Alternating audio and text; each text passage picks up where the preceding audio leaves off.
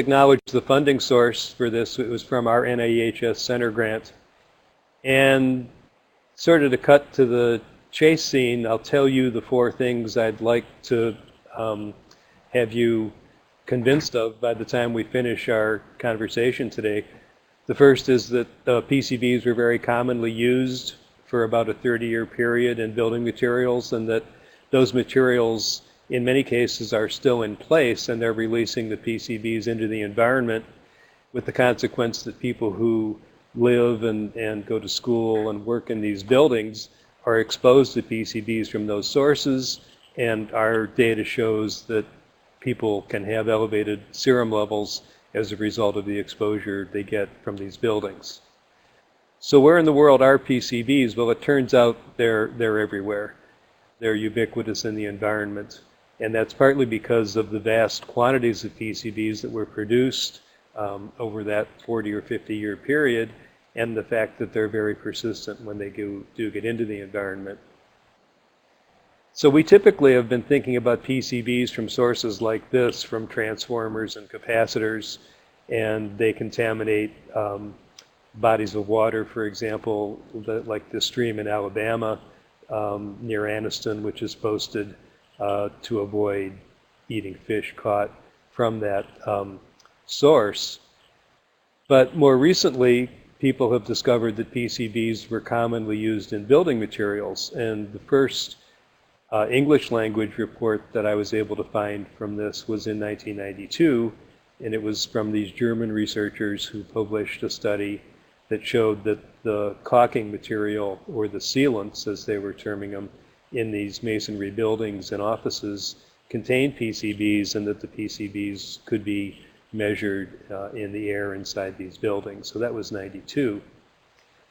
Although it turns out, if we go a little further back, in 1976, these chemists published a paper in which they determined that PCB contamination was turning up in their laboratory as a result of the PCBs in the caulk around the laboratory windows.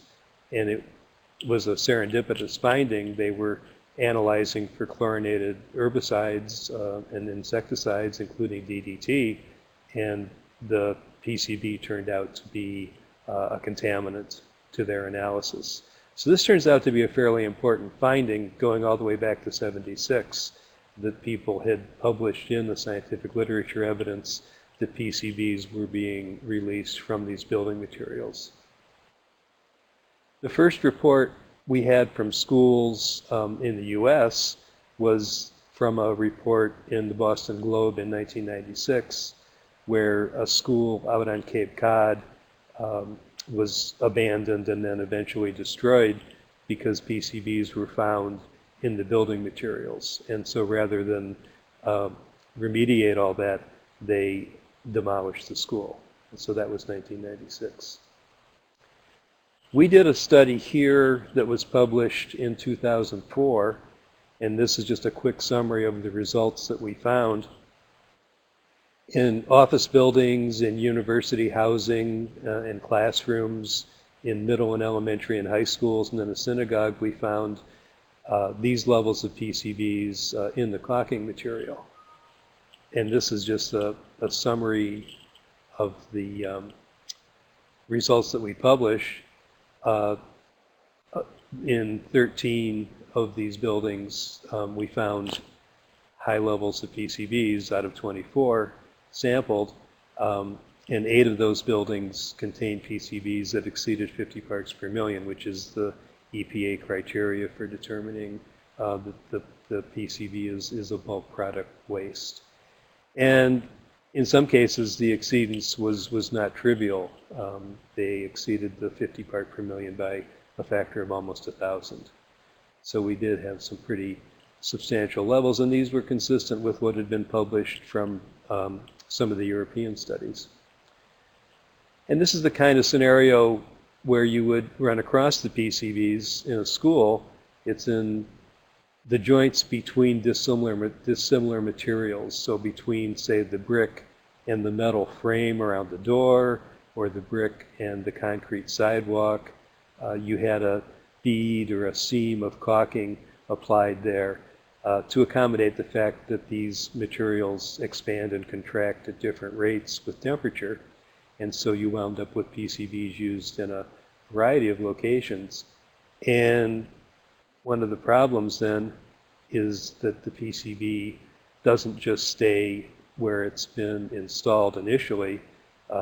It leaches out into the surrounding environment. So for example, in a case like this window frame was sealed with caulk that contained about 3,000 parts per million of PCBs. But as you see, the wood surrounding that window frame was also contaminated with about 19.6 parts per million of PCB.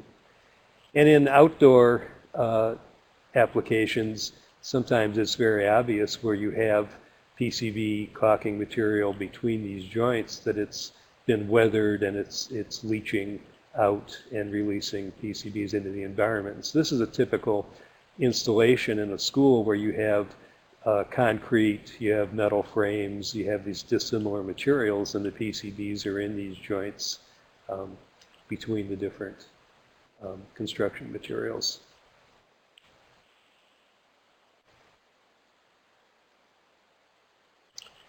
So the story picks up, and it's actually it's kind of a nice irony that we're having this conversation with you guys, because really the locus of a lot of this work was really in Westchester County.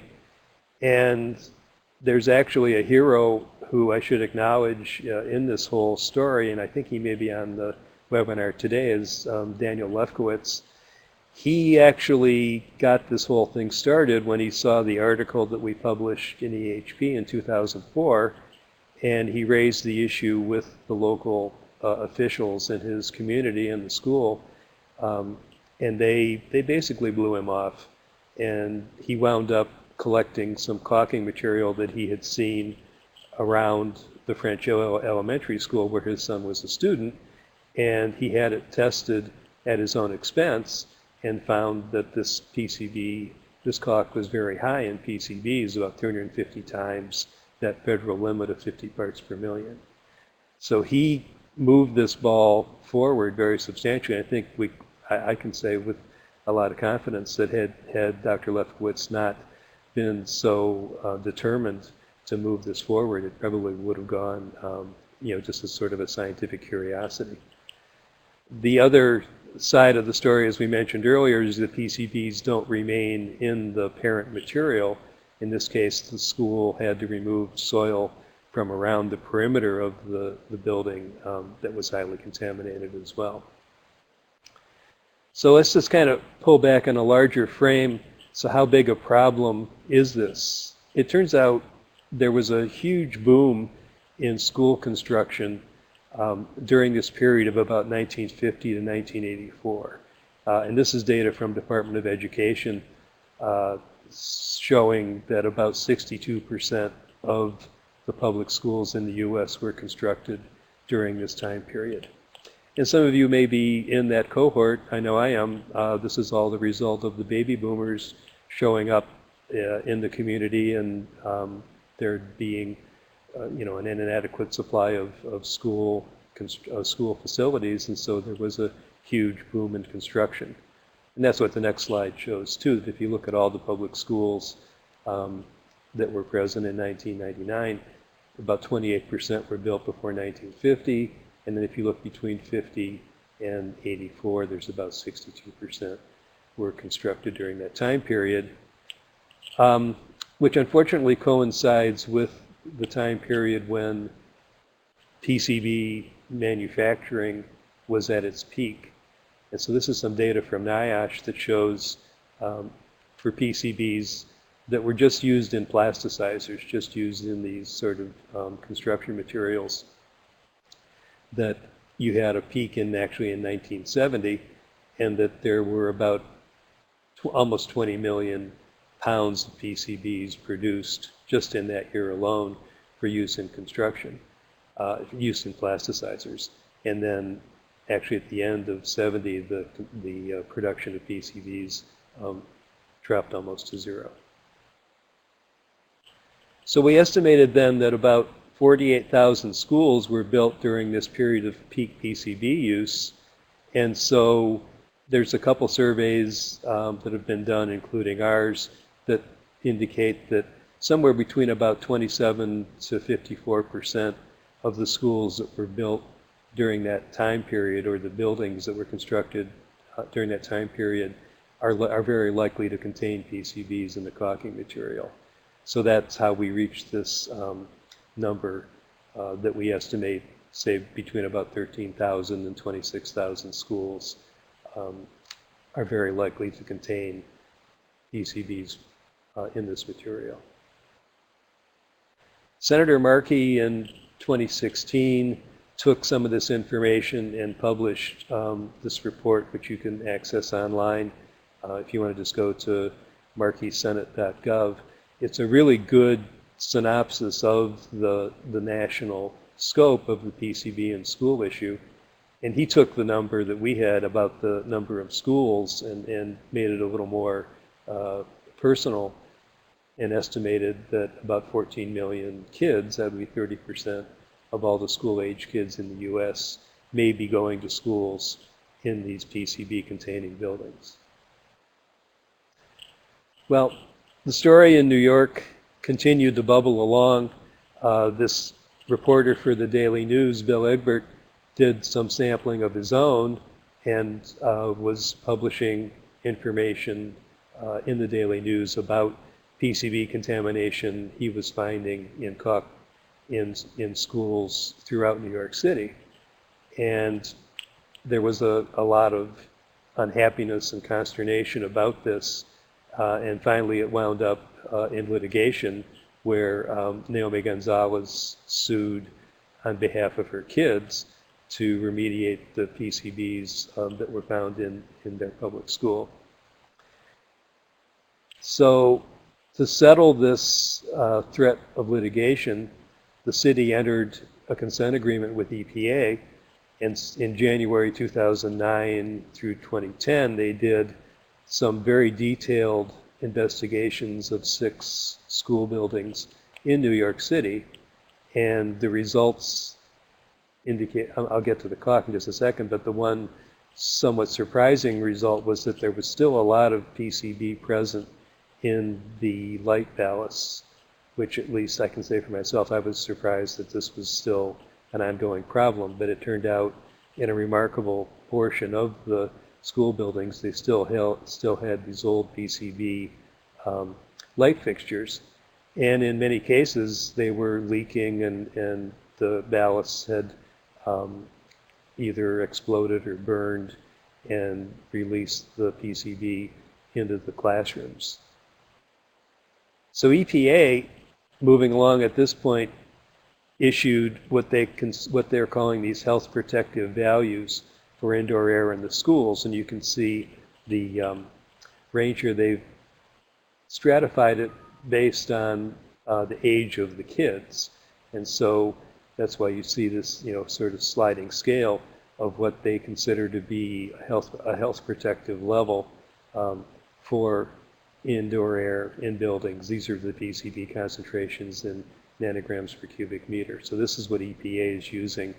It's not a regulation or even a guideline. They consider it a health protected value, but it does give us at least a reference point to compare the kind of information that's obtained from studies like this. And this is the study of the 6 schools that I mentioned that EPA published, and if you're interested, they wrote a very nice report which you can access through this site.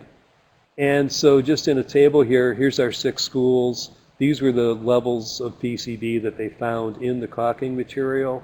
And in 5 of the cases, they had sample results from the indoor caulk, and in one case, they had results from the exterior caulk. And so you had, very high levels of PCBs seen here, up to, say, 440,000 parts per million, which is, basically almost 50% of the caulk was comprised of PCB. And then the next column we have over here is the mean air concentration that was measured in those buildings, and then the range in the last column here. So this is a very nice comprehensive report that documented the presence of the PCBs in the interior and exterior caulk in these school buildings. And the air levels, which as you can see from just scanning them, in a number of cases, these air levels exceed these health protective values that EPA has published. Another interesting feature that we ran across, this is some data from that EPA report, is that it turns out the levels of PCBs that are seen in the air can be extraordinarily variable. These were samples taken in identical locations 10 days apart in July of 2010. And you can see just by scanning, there's a remarkable dissimilarity between measurements, taken at repeated measurements taken at the same location 10 days apart. The point that I take from this is that when people were looking at PCB levels in schools, you really need to have more than just a single air sample to be basing decisions on. Just a single snapshot may not be an adequate representation of what's really going on with the air levels in the building. So the routes of exposure, let's just talk a little bit about, what findings like this mean for the occupants. Well, PCBs get into the body by a number of routes, including inhalation, ingestion, and dermal exposure. And remember, we're talking about a large family of compounds here. There are 209 unique congeners of PCBs. And the half-life ranges from about a week to 25 years. And the more volatile congeners, the ones that are are less chlorinated, are the ones that tend to have the shorter half-lives and aren't as persistent as the others that can have half-lives as long as 25 years. So we moved this further and did a little study here in Massachusetts where we were able to recruit 18 teachers, and they were teachers from PCB-containing buildings that had contaminated caulking material. And just to make show the quick point about what this slide is really showing you is among those 18 teachers, we had comparisons of their serum levels of the lighter congeners. These are PCBs 6 through 74, which are the ones that tend to be more volatile and more likely to be present in the air in the school buildings. And so let's just compare them. We had a population of people we had recruited from another study at Mass General and had their mean and median serum levels of these light congeners. And so that's our reference value here. And so you can see they were at about 0.1 nanogram per gram, and their upper confidence limit for these about 500 people was about 0.2.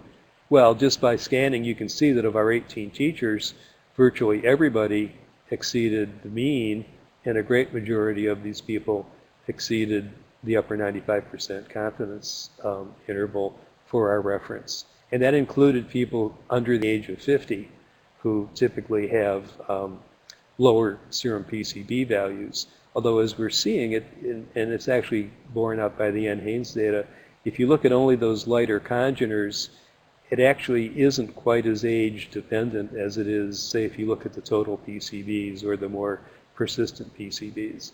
So this, just in one slide, is intended to sort of give you an overview of what we think is good evidence that the people who were teaching in these buildings did have very striking elevations of the lower molecular weight PCBs. So what does this matter? Well, there's very good evidence that PCBs are animal carcinogens. EPA considers them to be probable human carcinogens. And then in 2013, IARC upgraded PCBs to the highest category, Group 1, known human carcinogens.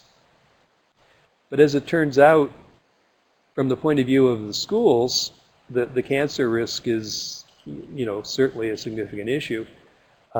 But I'm inclined to think that the emerging information about their toxicity, especially the developmental toxicity, of PCBs when you look at the immune system, reproductive system, and nervous system, that actually may pose a greater risk to the kids in the schools than the well-established risk of cancer. And EPA had concluded that there was really no lower limit of PCB exposure that wasn't disruptive to the immune system. And ATSDR commented that younger children may be especially vulnerable to PCBs because they're growing more rapidly. They have different enzyme profiles and different body fat distributions. So where are we now after, say, this series of investigations going back to about 1992? Well, I think the evidence is very, very clear that there are PCBs present in the construction materials and that people who are in these buildings are at risk of PCB exposure. Second, a lot of this material is nearing the end of its life. Some of these things were installed, back as far as maybe 1960, possibly even earlier. This stuff is very durable, but it's at the end of its life and it's being replaced. And very often people who go in to replace windows or to do building renovations start these jobs and they have no idea that the material actually contains PCBs, and so they don't use protective equipment to reduce their exposures during the renovation activities. And consequently, when they remove this old material, they frequently wind up grinding the material down or grinding around on the surrounding masonry to remove the PCB or to remove the caulk, and they generate aerosols that can contaminate the entire building. But the fourth point is that even buildings that contain this caulking that's never been disturbed can also be very substantial sources of PCB contamination just as a result of the weathering that mobilizes the PCBs. And then the waste construction material that includes the PCBs can be disposed of as general demolition waste that just winds up in landfills and incinerators. Well, this hasn't exactly been good news. And, I've run across a fair amount of pushback in getting the word out. But I think, the weight of the evidence now is clearly all pointing in a single direction. And there's, increasing evidence that's published in the literature and also in the sort of gray literature on a very regular basis that, emphasizes the significance of this source of exposure and the need to, have an effective national policy to address this. So just in 2016, one of the things that I think helped move this along in terms of public awareness was this finding that a school in Malibu was highly contaminated with PCB from the caulking material. And it didn't hurt that Cindy Crawford's children were students in this school, and she took this up as a cause.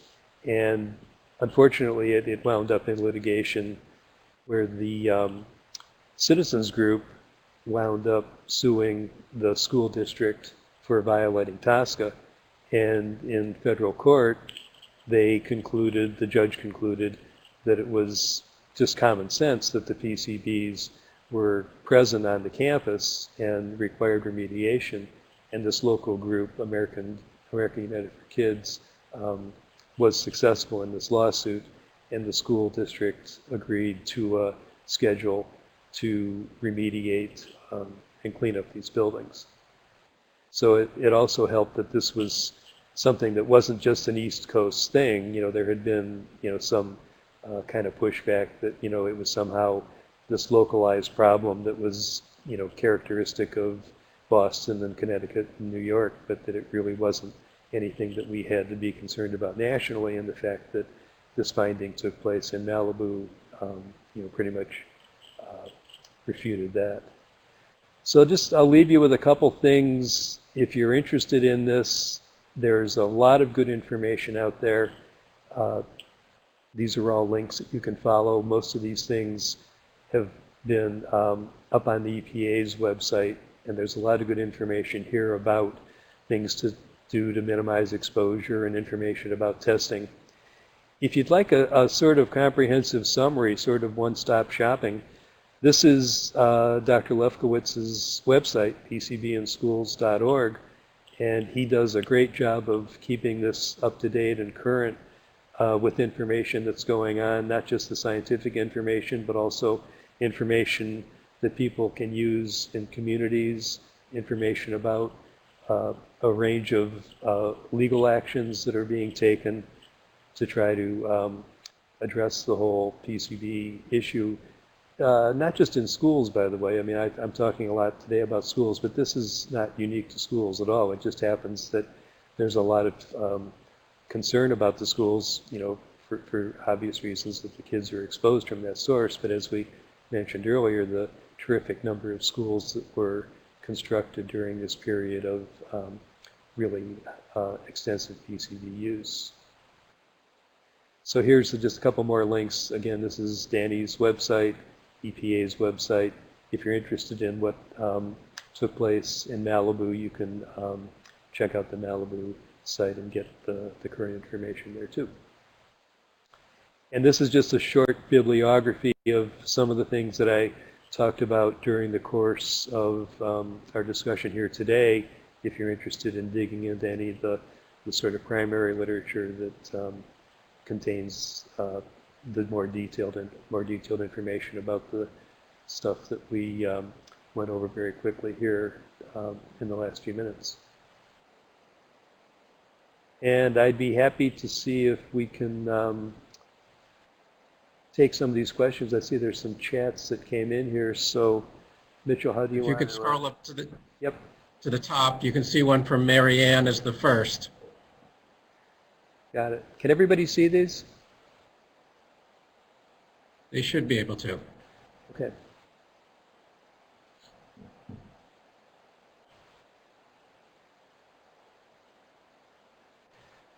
What are some of the variables that might explain the variation in measurement values of PCBs taken over time from the same locations?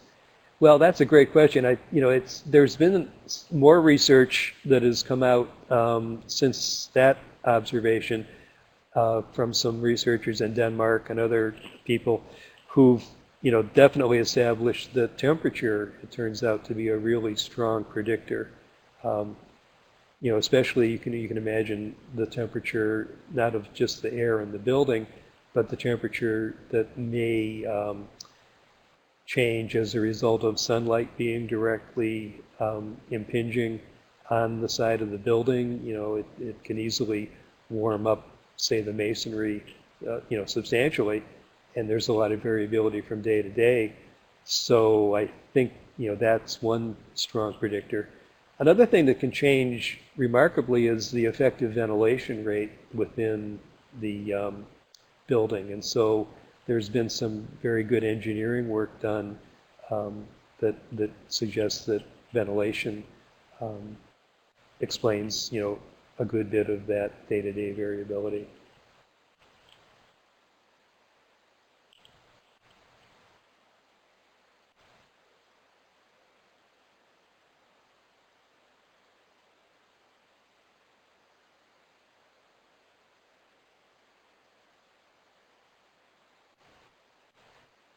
This is the question about these screening tests. I have to confess, I really don't know enough about those to make a comment on that. There could be, I think there's some other people who may be on the webinar who may have some first-hand experience, and perhaps they could comment on that, about the use of those as a screening device.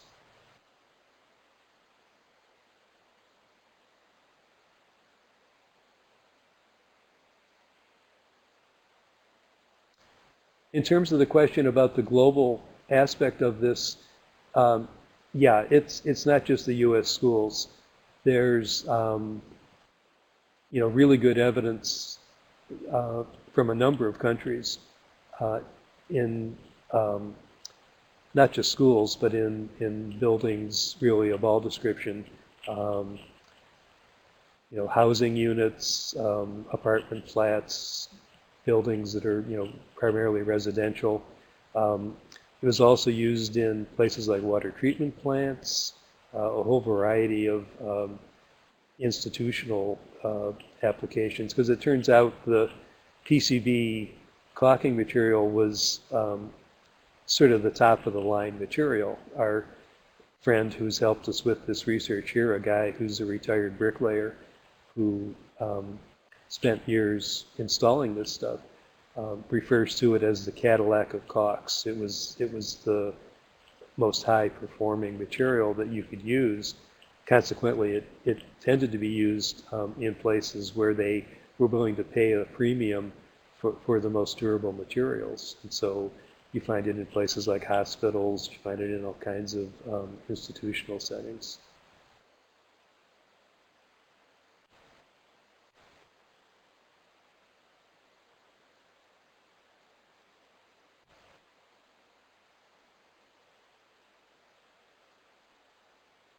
This one, the question about the attribution of these levels as a result of people consuming fish.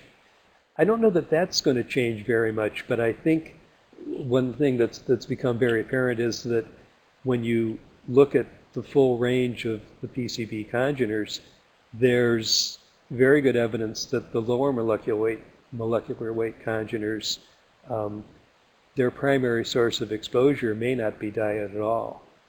There's some very good studies that have been published just within the last couple of years by the researchers at University of Iowa, and they have determined that for the lighter congeners, there's actually a good case to be made that the primary source, in kids at least, is from the school buildings as opposed to their diet. So that's kind of the newest insight, I think, about the various sources. What types of cancers? There's a range of human epi studies, and I can't off the top of my head remember exactly which cancers that they thought were compelling. But if you take a look at that IARC document, I think you'll find there's a really nice summary there, and that's only from 2013. So that's a very recent review of the literature, including the human epi around the different types of cancer. This is the comment from Mike about the valid sampling devices. Yeah, and actually, that research that I mentioned from the people at University of Iowa, they've adapted a passive sampling approach to doing their PCB air measurements. And so it, makes it a whole lot more accessible for people, who can't necessarily access the type of, high volume air sampling equipment that has traditionally been used. So I think, the technology around passive sampling actually is improving very quickly.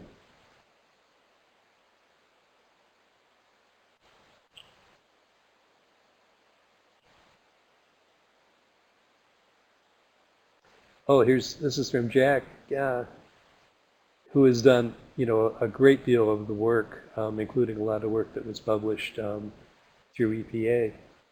This is an assessment following a fire in a water pumping facility.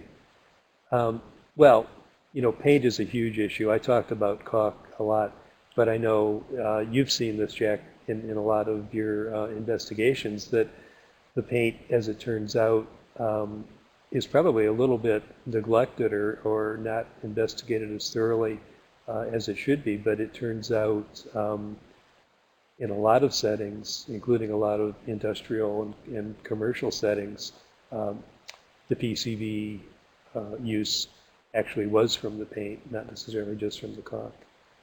And for the same reasons, right? It made the paint, very durable and withstood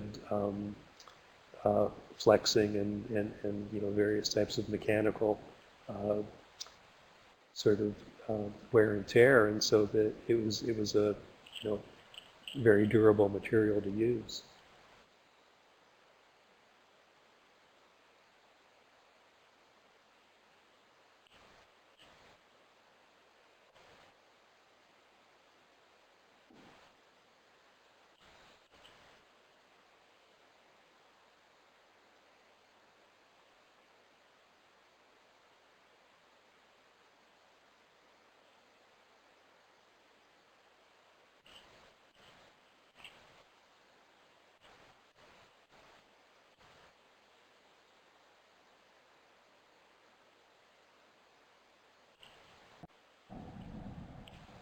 Looks like we have another question coming in from Mark.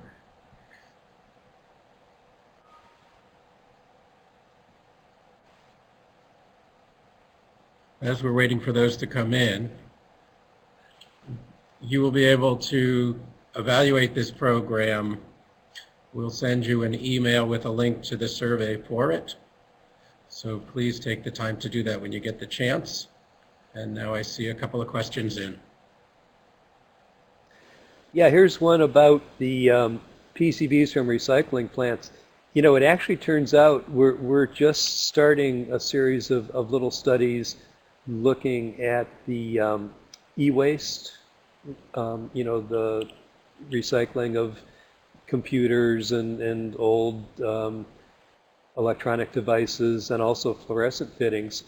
And so we've actually found, you know, pretty significant exposures by doing surface wipes around the work areas where PCBs are being used.